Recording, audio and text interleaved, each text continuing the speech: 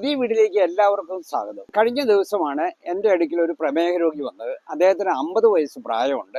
അദ്ദേഹം പ്രമേഹത്തിന് ഇൻസുലിൻ എടുക്കുന്നുണ്ട്, അതിൻ്റെ ഗുളികകൾ കഴിക്കുന്നുണ്ട്, അത്യാവശ്യം ഡയറ്റ് നോക്കുന്നുണ്ട്, വ്യായാമവും അദ്ദേഹം ചെയ്യുന്നുണ്ട്. പക്ഷെ അദ്ദേഹത്തിന് രക്തത്തിലെ പഞ്ചസാരയെ നിയന്ത്രിച്ചു നിർത്തുവാൻ വളരെയധികം ബുദ്ധിമുട്ടാണ്. ഇപ്പോഴും രക്തത്തിലെ പഞ്ചസാര നോക്കിയപ്പോൾ PPBS നോക്കിയപ്പോൾ 250 മില്ലിഗ്രാം ഉണ്ട്.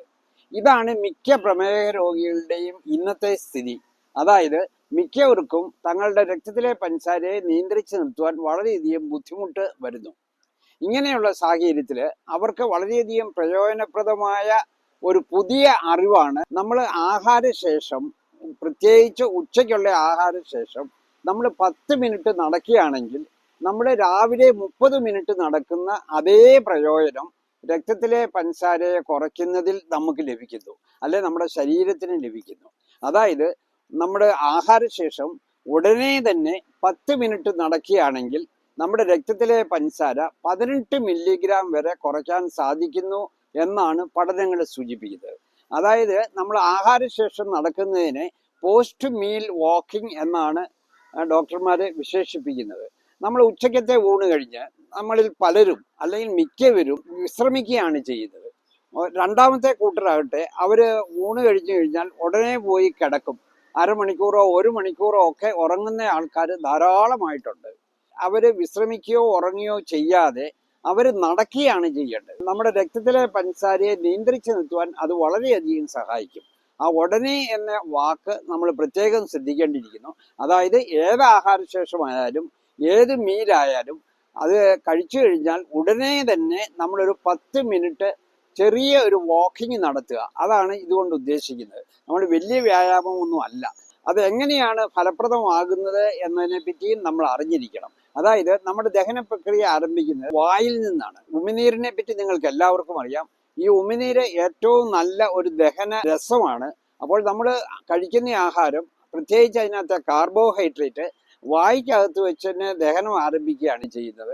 അപ്പോൾ കാർബോഹൈഡ്രേറ്റ് ദഹിച്ചു കഴിയുമ്പോൾ അത് രക്തത്തിലെ പഞ്ചസാരയായിട്ട് മാറുന്നു. നിങ്ങൾ ഒരു ടീസ്പൂൺ പഞ്ചസാരയൊന്ന് ഉപയോഗിച്ച് നോക്ക്, അല്ലെങ്കിൽ ഒരു ടീസ്പൂൺ ഗ്ലൂക്കോസ് പൗഡർ നിങ്ങൾ വായിലിടുക. അത് ആ നിമിഷം തന്നെ രക്തത്തിലെ പഞ്ചസാരയായിട്ട് മാറുന്നു. നമ്മൾ സ്കൂളിലൊക്കെ പഠിച്ചുകൊണ്ടിരിക്കുമ്പോൾ നമ്മൾ അത്ലറ്റ്സിന് ഓട്ടത്തിന് വേണ്ടി കുറച്ച് ഓടിയേച്ച് വന്ന് അവർ ചിലപ്പോൾ ഒരു ടീസ്പൂൺ ഗ്ലൂക്കോസ് വായിക്കകത്തിടുന്നത് നിങ്ങൾ ശ്രദ്ധിച്ചു കാണും. അവർക്ക് ആ ഗ്ലൂക്കോസ് വായിക്കകത്തിടുന്നത് പെട്ടെന്ന് എനർജി ആയിട്ട് മാറുന്നു. അവർക്ക് ഓട്ടത്തിനുള്ള എനർജി പെട്ടെന്ന് കിട്ടുന്നു എന്നുള്ളതാണ്. അപ്പോൾ കാർബോഹൈഡ്രേറ്റ് പെട്ടെന്ന് ദഹിക്കുന്നു. അത് പ്രത്യേകിച്ച് നാരുകളില്ലാത്ത കാർബോഹൈഡ്രേറ്റ് ആണെങ്കിൽ അതിനകത്തെ ഗ്ലൂക്കോസ് നമ്മുടെ രക്തത്തിലേക്ക് കലരുന്നു. അപ്പോൾ രക്തത്തിലെ പഞ്ചസാര ഉയരുന്നു.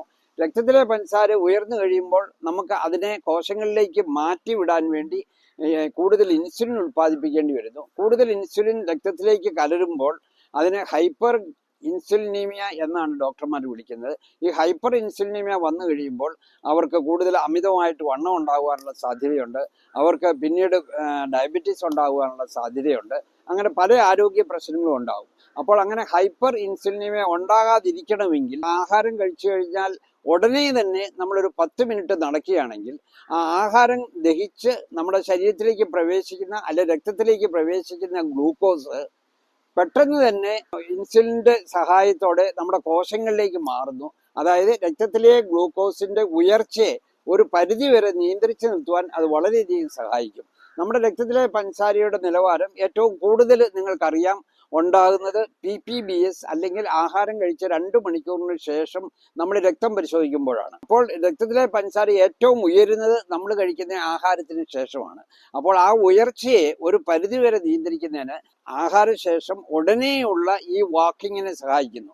ഇത് ഏറ്റവും കൂടുതൽ പ്രയോജനം ലഭിക്കുന്നത് ഡയബറ്റീസ് ഉള്ളവർക്കാണ്. അവർക്ക് അവരുടെ രക്തത്തിലെ പഞ്ചസാരയെ നിയന്ത്രിക്കാൻ സഹായിക്കുന്നു. പ്രീ ഡയബറ്റീസ് ഉള്ളവർക്കാട്ടെ അവർക്ക് ഡയബറ്റീസ് വരാതിരിക്കാൻ വളരെയധികം സഹായിക്കുന്ന ഒരു പ്രക്രിയയാണ്, അല്ലെ ഒരു ചെറിയ വ്യായാമമാണ് ഈ പോസ്റ്റ് മീൽ വാക്കിംഗ്. അതുപോലെ തന്നെ അതുകൊണ്ട് മറ്റു പല പ്രയോജനങ്ങളുമുണ്ട്. അവർക്ക് ഒബീസിറ്റി ഉണ്ടാകാതിരിക്കും, അവരുടെ BP കുറയാൻ സാധ്യതയുണ്ട്, അവരുടെ കൊളസ്ട്രോൾ ലെവൽ കുറയാൻ സാധ്യതയുണ്ട്, മെറ്റബോളിക് സിൻഡ്രോം കുറയാൻ സാധ്യതയുണ്ട്.